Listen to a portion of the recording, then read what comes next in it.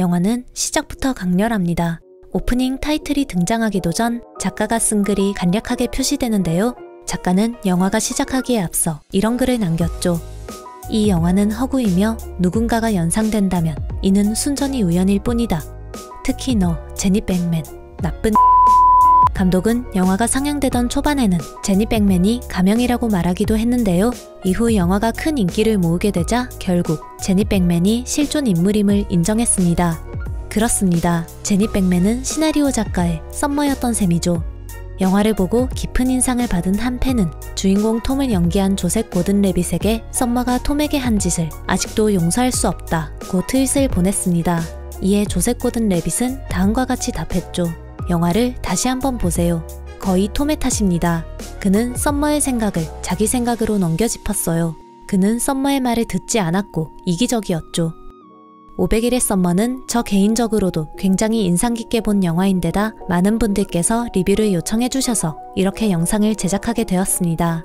리뷰를 요청한 분들께서 이미 영화를 보셨을 것이라 짐작했고 어쩌면 여자 입장에서 바라본 썸머가 궁금하시지 않을까 싶어 지금까지와 같은 스토리 혹은 비하인드 소개가 아닌 여자 사람 시각으로 영화를 해석해볼까 합니다.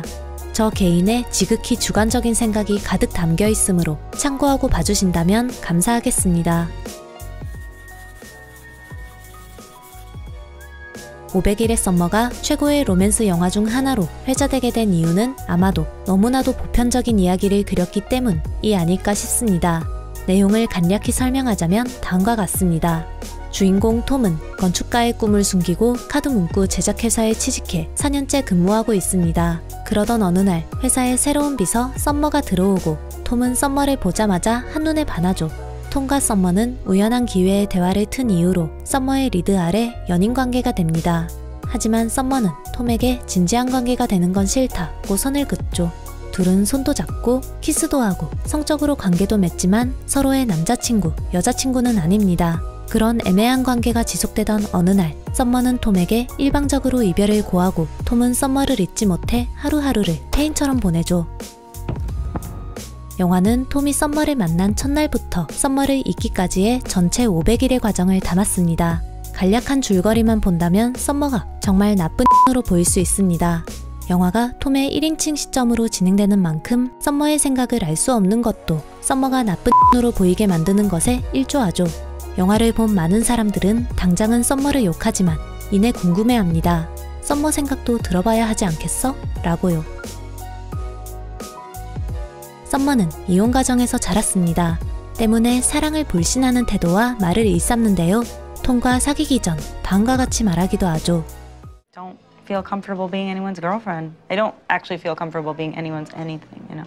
Relationships are messy and people's feelings get hurt. Well, maybe that's and most marriages end in divorce these days. Like my parents. There's no such thing as love, it's fantasy. 썸머는 톰과 연애를 할 때도 톰에게 미리 경고합니다. I'm not really looking for anything serious. 톰은 그런 썸머의 말에 당황하지만 썸머를 놓치기 싫어 속마음을 숨기고 바로 거짓말하죠. Casual. Take it slow. 그렇다면 썸머는 왜 톰과 사귀기 시작한 걸까요? 썸머는 회식 자리에서 톰에게 사랑은 환상이라고 말했습니다. 그에 톰은 웃으며 반박하죠. Well, I think you're wrong. What is it that I'm missing then? I think you know when you feel it. 썸머는 자신의 주장을 아무렇지 않게 반박하는 톰을 보며 따뜻하게 웃습니다. 어쩌면 썸머는 사랑은 없다고 말하면서도 사랑은 있다는 것을 확인하고 싶었는지도 모릅니다. 그날의 대화를 계기로 두 사람의 관계는 급격히 가까워지고 썸머가 먼저 톰에게 키스하며 둘은 서로에게 특별한 사이가 됩니다. 톰이 썸머를 사랑하는 이유는 다양합니다. 썸머는 많은 사람들이 인정할 만큼 아름다운 외모를 갖추고 있으며 무엇보다 톰의 이야기를 아주 잘 들어주죠. This is your favorite spot? How come? 썸머는 수줍음 많은 톰이 숨겨왔던 꿈을 속에서 꺼낼 수 있도록 도우며 자신의 관심 분야가 아닌 만큼 이야기가 지겨울 수 있음에도 불구하고 톰의 긴 이야기를 진심을 다해 들어줍니다. Please, I don't know anything about architecture. 썸머가 톰을 사랑하는 이유도 다양합니다. 그중 하나는 아마 톰이 썸머의 가치관을 존중하지는 못할지라도 일단 받아들여주기 때문인 것으로 보입니다. 또 톰은 사람에 따라 꺼릴 수도 있는 썸머의 발칙한 장난을 함께 즐겨주기도 하죠. 마음의 벽이 높은 썸머는 언젠가부터 톰을 자신의 집에 초대하고 아무에게도 말하지 않던 꿈 이야기를 꺼냅니다. 그렇게 썸머는 몸은 물론 마음까지 점차 톰과 가까워지게 되죠. 그렇다면 조셉 고든 레빗은 왜 톰을 이기적이라고 표현한 걸까요? 그건 아마도 톰이 썸머와는 달리 썸머의 말에 대체로 귀를 기울이지 않았기 때문일 것입니다. 썸머는 지인에게 톰을 소개할 때 톰의 꿈에 대해 이야기하죠. Tom could be a really great architect if he wanted to be. 하지만 톰은 친구에게 썸머에 대해 이야기할 때 썸머라는 사람에 대한 정보보다 자신과의 관계에 집중해 이야기합니다. I think it's official. I'm in love with Summer. I love how she makes me feel. Like anything's possible. Like I don't know. Like life is worth it. 썸머는 톰에게 왜 그곳을 좋아하는지, 왜 건축가의 꿈을 접었는지 등을 상세하게 물어보는데요. 반면 톰은 썸머에게 질문을 거의 하지 않습니다. 톰은 썸머가 왜 진지한 관계 맺기를 거부하는지, 왜 링고스타를 좋아하는지, 왜 영화 졸업을 보고 눈물을 흘리는지 묻지 않습니다. 대신 자신이 기존에 가지고 있던 생각대로 썸머의 생각을 추측하죠. We don't need to put labels on it. I mean, boyfriend, girlfriend, all that stuff it's really juvenile. Nobody loves Ringo Starr. What is it? The movie? 개인적인 생각으로 연인이든 친구이든 누구 앞에서도 다음에 톰과 같은 행동은 삼가는 것이 좋다고 생각합니다. 지금부터 함께 톰의 실수를 살펴볼까요? I was thinking about getting a butterfly tattoo about yay big on my ankle. No. 톰은 썸머가 속박을 싫어한다는 것을 알면서도 자기 뜻대로 썸머의 행동을 통제하려 했습니다. 모두가 차려입은 자리에서 톰은 혼자 후줄근한 후드티를 입고 있었죠.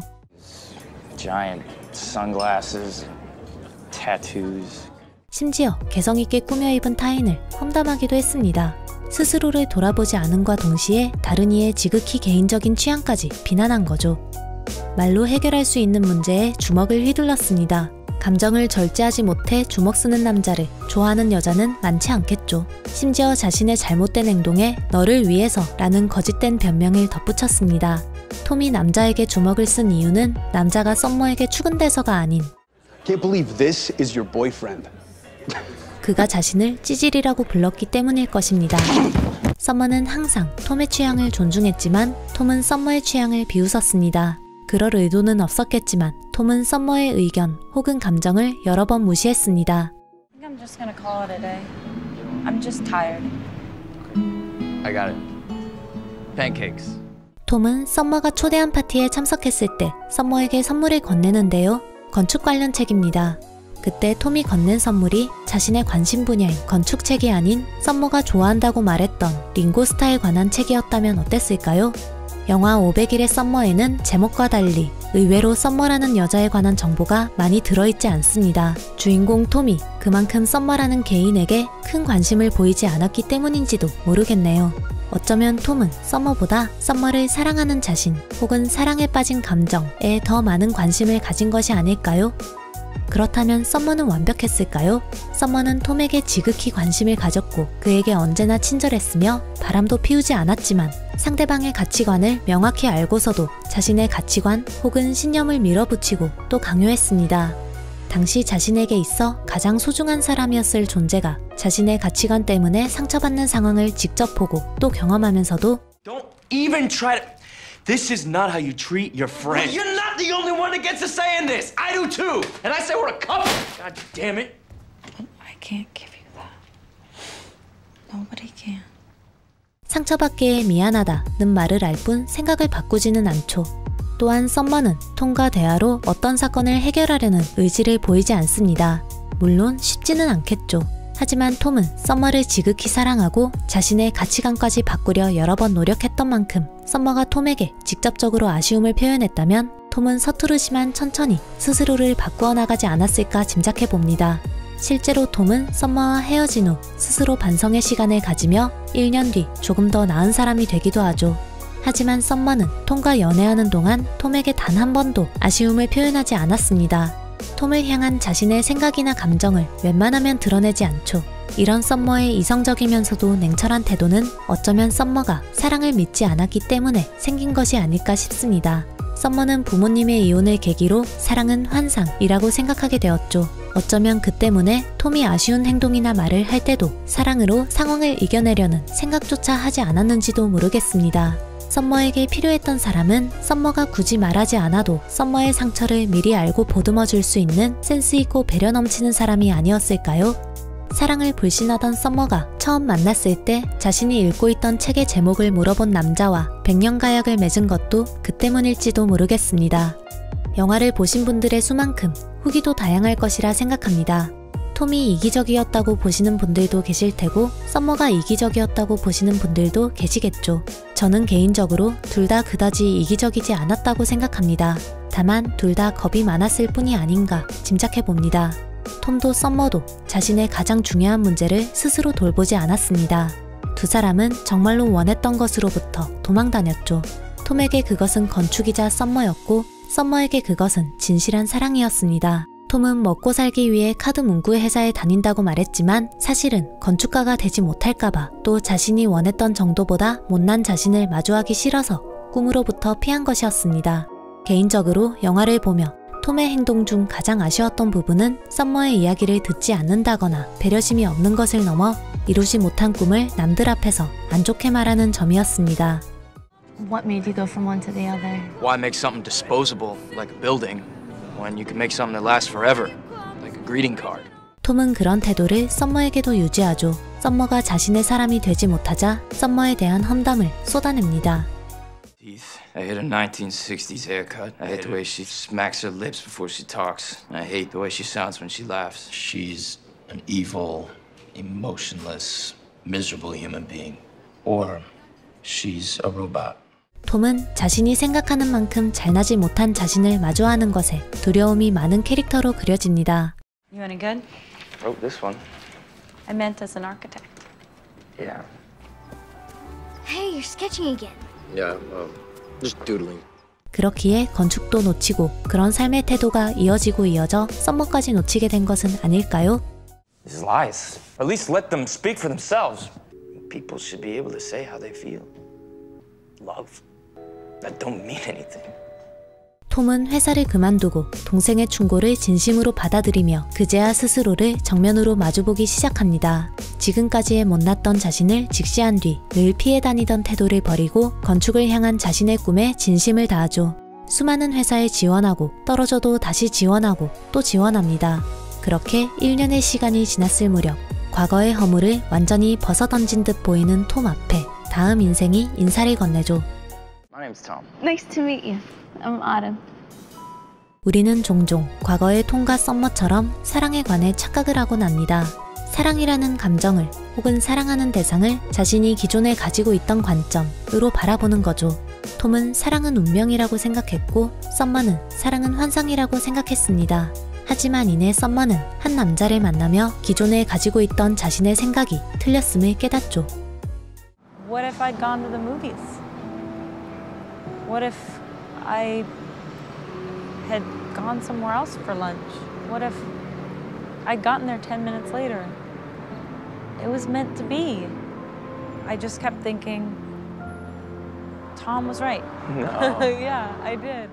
톰은 썸머를 계기로 노력 없는 기적은 없음을 깨닫고 마음에 드는 사람에게 먼저 손길을 뻗습니다. Just wondering if maybe after this, want to get some coffee or something. 어쩌면 영화를 관통하는 메시지는 톰의 친구가 이미 말했는지도 모르겠습니다. I guess I just got lucky. We met in elementary school. In 7th grade, we had the same class schedule, and we just clicked. I think technically the girl of my dreams would probably have like a really bodacious rack, you know, maybe different hair. Probably, you know, she'd probably be a little more into sports. But truthfully, Robin's better than the girl of my dreams. She's real. 여기까지 지극히 주관적인 저의 해석이었습니다. 여러분들은 영화를 어떻게 보셨나요?